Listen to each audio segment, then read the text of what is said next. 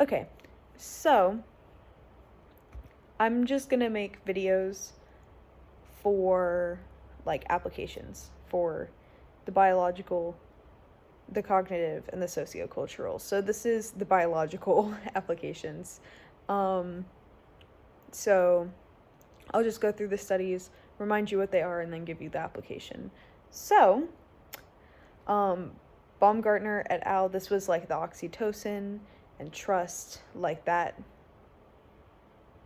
case study. So the application of this is medicating against social phobias. A lot of people with social phobias, it stems from a fear of betrayal or, a lack of trust. And so,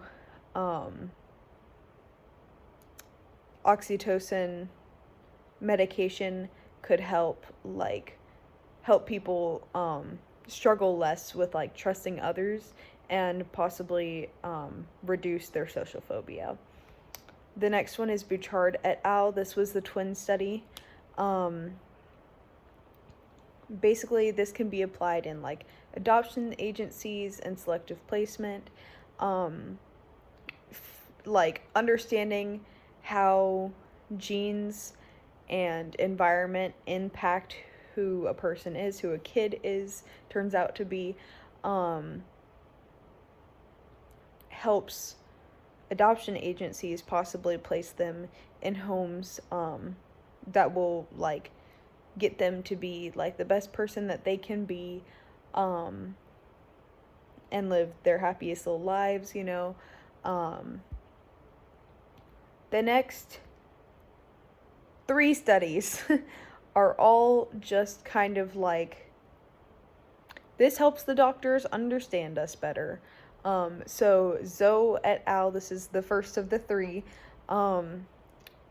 It was like the one with A&D and EST, like the pheromone study. This was our first finding of human pheromones, which is surprising because it was recent. It was in 2014. But like, it just helps. It just helps because we know that there's human pheromones now, which is applicable in the real world, obviously, for like, sex drive and attraction and stuff like that. This could maybe be applied in understanding sexuality better, that kind of stuff. McGuire is the second of the 3 that's just like, the doctors know now. This was the London taxi driver case study.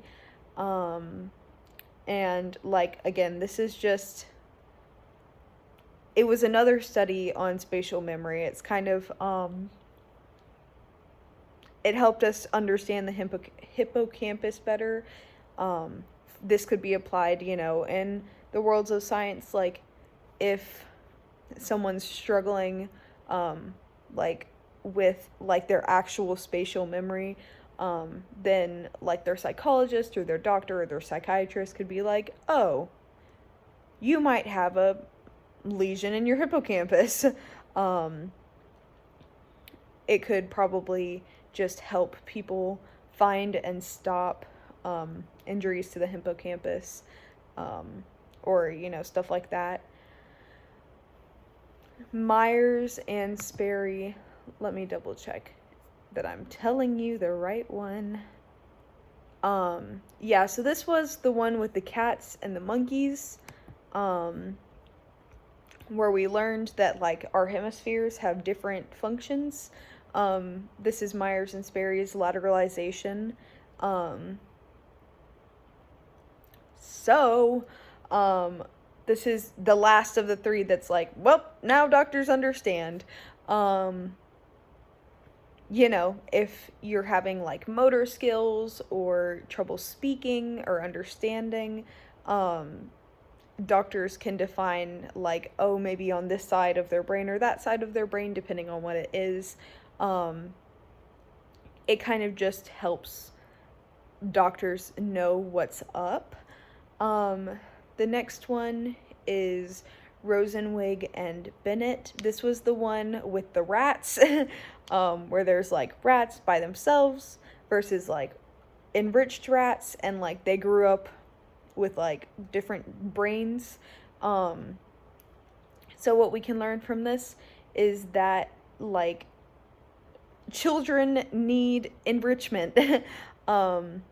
This can be applied in any like child development field. So schooling, adoption centers, like anything where children are being held, like parenting classes, anything like that. You know, for childhood development, kids need to be enriched, to have like higher brain mass, more stimulation, to live like longer, healthier lives. And that'll help them develop their own like learning habits in the future. So Rogers in 1989, this was the study with like perceived attraction, not attraction, intimacy. It's where like some of them got tryptophan to make their serotonin levels go up, and then the other half didn't. And the ones with serotonin like saw them as more intimate, more romantic, and then less serotonin, obviously the opposite. This one I struggled to find a real world application, but I just thought that maybe like in couples counseling, you know, if couples are struggling to see themselves as, you know, as intimate as we used to be or whatever, then it might be an actual biological issue instead of an issue within themselves as much. And they might just need to be prescribed like a serotonin uptake inhibitor, or a selective serotonin uptake inhibitor, sorry. That's just medication that like helps your brain use serotonin better. But yeah, that's what I thought it could be applied for. And then the last one in the biological is Rain et al. This was the one where they did PET scans on like murderers. And they found, hold on, let me double check.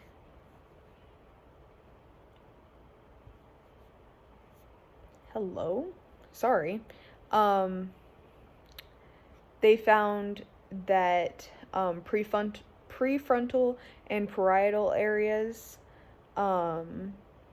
were less active, and their occipital areas, so the back of their brains, were higher, and then no difference in the sides of their brains to like normal people who like aren't murderers. So for this, you know, we could use this to help possibly like biologically prevent criminal behavior. Students who show signs of like aggression or stuff like that, you know, if they went through a PET scan and they were like, oh, look at that occipital lobe, and like that's really, really functioning, and their parietal lobes and like their temporal lobes are like less functioning or like on the same, like the like doctors could possibly like try and see what they could do to stop something big, you know. So yeah, that's the end of the biological applications. I'll work on getting the other ones done. And then yeah,